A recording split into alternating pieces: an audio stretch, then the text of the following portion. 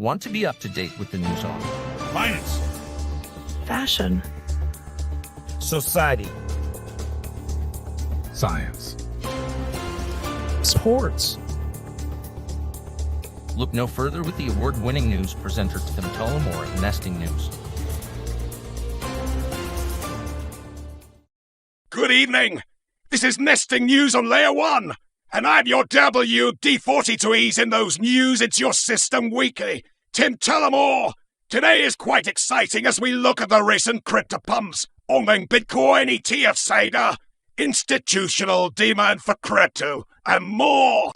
Bitcoin is trading just around 30 grand. I know, it seems that this is the price every time you tune into our digest, but bear with me. If you missed it last week, the price of Bitcoin confidently surpassed 31,500 last week due to a massive W for the entire crypto industry. Ripple, also known as XRP, has greatly surprised us all by winning a court hearing against the SEC. As the judge concluded in the official lawsuit report, I cite, Ripple is not a security. Huge. Bravo. Ripple's price jumped from 47 cents to almost $1 in just 24 hours and shared its positivity across all cryptos. Well, except the stablecoins, but that's kind of the point. Let's now switch to our special reporter in the field, Mathan Greetings. Mate, greetings. Hi, Tim. We are standing just outside of the courthouse that delivered the first, and definitely not the last great victory of the common sense versus the forces of corrupted evil, the SEC.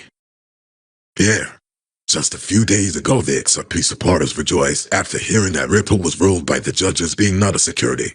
Mate, does that mean the end of witch hunt season on crypto initiated by the SEC, do you think? Well, unfortunately, nope. You see, the case was won by Ripple, yet the case is far from being over. It is now moved higher from district court to magistrate court, and Her Honor Judge Sarnet Byrd. But the good news, she appears to be a huge opponent of the SEC's business behavior. So XRP has even greater chances of winning this round too. Tim? Yeah, that sounds great and certainly gives us additional hope. What do you reckon the SEC will do if they lose this one? An appeal, perhaps? Well, the SEC is already under a lot of pressure, which they deserve, as well as this person of being kicked in the nuts by the crypto industry, which they deserve. Of course, they might try to fight it, but we all hope that the SEC will simply get dissolved and restructured.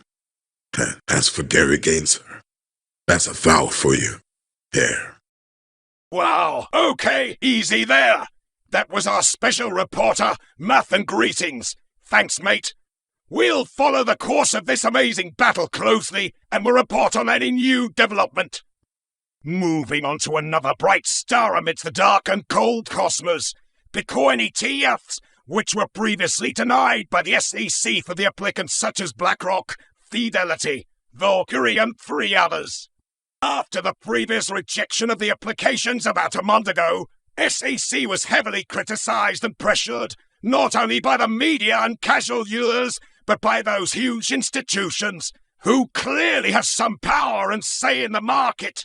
Given this, it seems almost inevitable that this time at least some of the applications be successful, as otherwise the SEC will cause more troubles for itself. We remind our dear audience that Bitcoin ETFs, shall they be approved, will become an important foundation for the retail investors to get into crypto and will surely expand beyond Bitcoin in the future. Crypto to the masses. Yay! And that smoothly brings us to the next discussion point.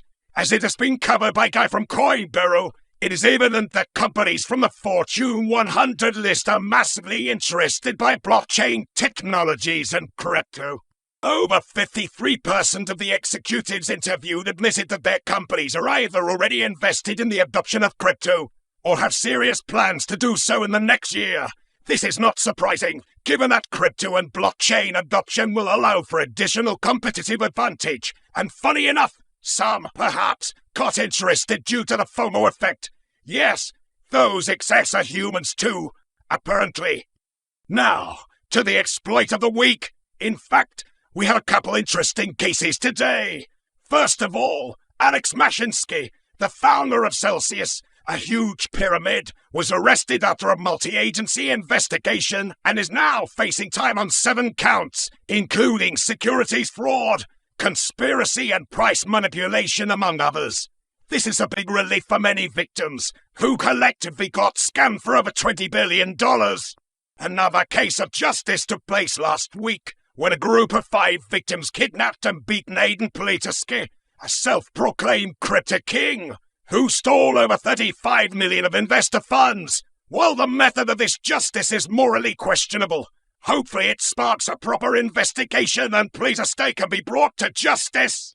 Moreover, we hope that these cases become a lesson to any other scammers who hope to get away with stealing investor money and blame it on others exploiting the liquidity pool. Very instructive indeed. Anyway, folks, that will be all for tonight. Nesting News were brought to you by Channel 1 and your host, Tim Tullamore. Apply sunscreen, and good night.